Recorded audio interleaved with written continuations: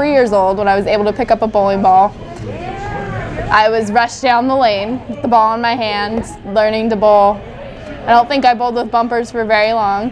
I remember one of the first Christmases I can remember, I got a purple bowling ball with sparkles on it, and it was an 8-pound ball. I still have that. And I think that pretty much describes my life. As soon as I can remember, I was bowling, and I was getting bowling balls for Christmas, and bowling's been pretty much my life ever since I was born. There's a lot more older kids bowling that I looked up to. I don't think that now there's as many older kids as much as there are like little kids learning to bowl, and they're like picking up a passion. When I was little, there was a few of us. You've met with Jonathan. I've grown up with Jonathan throughout the program, and there was just like a couple of us, and we looked up to all these older kids, and these older kids like have been with us on our journey. Like when we would bowl a 150 game down in the Pee-wees, they would announce it, and everybody would come over and give us high fives. And everybody pretty much knows each other here, and it's like a huge family. Yeah, that's pretty much it. And still, like, I'm friends with Jonathan, and it's lots of families here in the program. There's Jonathan, and then there's a couple other families that are like newer now that like we've just accepted as our own. I'll start with NorCal, and then I'll go ahead and talk about my experience at some local tournaments. In Northern California, we have like All-Stars, which is you bowl like a series of tournaments, and then if you qualify, like they have a certain set of numbers, like if you like have improved in your average, if you average within a certain like area, and if you do well in these tournaments, then you get to be on the All-Star team. The All-Star team doesn't really compete. You're just like recognized as one of the best in Northern California. And they also provide a series of scholarships, and I've been able to earn quite a few scholarships throughout the program, and that's really helpful. Bowling's actually like a really great way to get some scholarship money. Like almost everything you do, like even leagues, like you're almost guaranteed at least like a $5 scholarship for taking last place. So there's those. It's like a couple $500 scholarships, and then there was a tournament, like a NorCal tournament, that I took third in and won quite a bit of scholarship money bowling with my dad and my brother. But I think my biggest accomplishment was the Stockton Masters this past year, where like all the best bowlers in the area come, and it's an adult tournament, it's scratch, and this was the first year that they ever allowed kids to bowl, so I was able to bowl because I'm still a junior bowler. And so the first junior bowler was me and Jonathan both bowled. Jonathan didn't do as well as I did, but so I like bowled really well. Like I went like plus 300, 200 something, I don't really remember. But it was like the best I've ever done in any tournament, and it happened to be with all the adults. And not only did I do well, but I made the cut. And I found out not only was I the first junior, but I was one of the first females to ever make the cut in that tournament as well. And I did actually beat my opponent in my first round of like okay, like not qualifying, but like match play. And so that was cool. And then I lost to 2 Hall of Famers, so what am I gonna do? Every year when, like for All-Stars, when they interview my brother and I, they ask us like a series of questions when they go to announce us as All-Stars, and usually it's who's helped you the most in bowling and what's the hardest part about bowling. And for who's helped us the most, we always say our dad, but the hardest part about bowling, we always say, is listening to our dad. I think that's how we could describe it. It's really hard having your dad as a coach in anything. I believe not only just, I don't think it's that we don't take him as seriously, it's that he might be a little harder on us because he expects more of us because we're his kids. It's gotten to the point where I'm like, Dad, back off. Like there's only so much you can teach me. You have to let me figure it out on my own now. And I think he's respected that. Josh is awesome. We both have the same high game actually, 290. I'm pretty sure he's gonna shoot 300 before I haven't shot one. He just got good really fast. He wasn't really into it when he was younger. But I think as I started improving and started actually like winning things, he wanted to participate.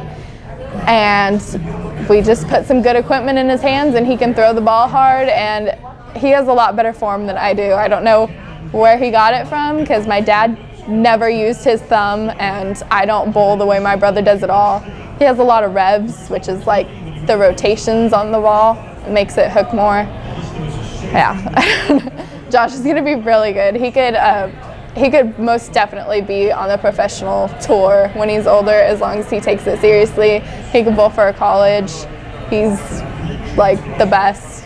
First year going into Delta College, I didn't know what I was going to do. I'm fortunate enough to be a part of the Passport to College program, which is I have 2 free years. So I figured I'd come here, just go to school, try to figure out what I should be doing, and I figured out really fast that I belonged in the communications program. I met Professor Bruce over summer when I took Com 1A, and she recruited me for the speech and debate team, and I did not expect to be like a part of like Delta extracurricular activities or anything like that. And ever since I've joined speech and debate, like it's been a lot better. Like it's not as hard. Delta's definitely a lot harder than I thought it would be. No one tells you that transferring is actually just as hard as trying to get into a college straight out of high school. I have a lot of respect for all the people that are going out there, and what you don't know is most people at the 2-year colleges are working really hard for something. It's not just a whole bunch of slackers. Most of the time you'll see like 70-year-old like women like on campus, like just going back to get their education, like trying to get like a pay raise. Like you see lots of adults that are coming back. You see people from the military. You see people that couldn't afford to go to a 4-year straight away. And it's really inspiring, because you wouldn't think that from a 2-year college in Stockton. But Delta's pretty amazing. I know I want to be a communications major, but ever since I joined speech and debate, it's kind of changed. It seems to change quite often.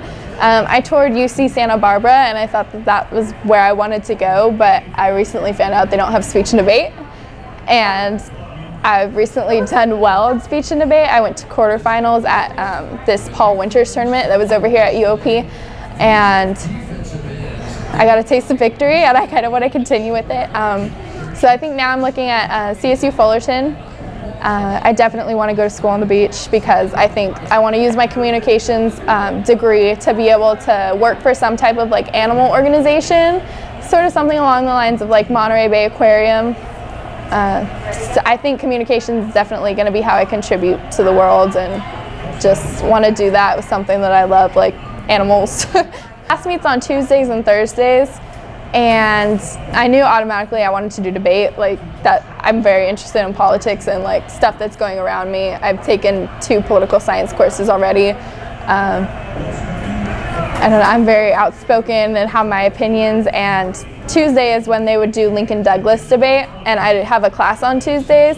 So I meet with my professor outside of class to get like extra help since I'm not there on Tuesdays, but they do parliamentary debate on Thursdays.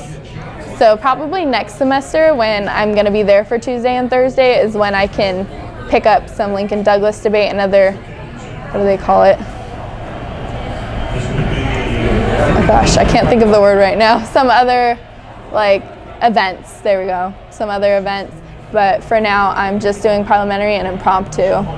I grew up with Jonathan, and I don't know if you got too much of Jonathan's personality, but we are very competitive with each other. Growing up, of course, I was one of the only females. There's not that many female bowlers that take bowling like pretty seriously or compete. It's like actually a pretty small community. When I like go out, there's very rarely a girl scratch division, and it's often like easier. And then some tournaments, when I go there, there's not, and I'll often be the only girl in the top division because of my average, and then so I feel like it's not fair, because then I'm not even bowling against the girls that are my age or anything. So I've always just been like one of the boys and been very competitive. When I was little, whenever I would beat Jonathan or something, I'd be like, hi, you just got beat by a girl. But now I have to catch myself when I say that. I consider myself a feminist and got to put myself on an even playing field, no girls divisions. I don't think anybody would just walk up and tell you, oh my gosh, I love bowling. Like, I take last place all the time, but I'm going to continue and work hard. It's all about winning. I don't think I would ever force it on them. I don't think I had much of a choice. I'm not gonna say my dad forced it on me. I just think I grew up around it so much. I'm not gonna say the bowling alley is like a bad place. Like, I love my bowling alley, but I want my child to like enjoy outdoors and like do a sport that would actually like benefit their health, like swimming or running or something. I don't know if that makes sense. I love hiking, and I played softball for 11 years as well. I mean, I would just want my children to do whatever they love. If I passed on bowling, it would just be because it's something I was good at, and if they were good at it, I'd want them to be the best at what they were good at as well.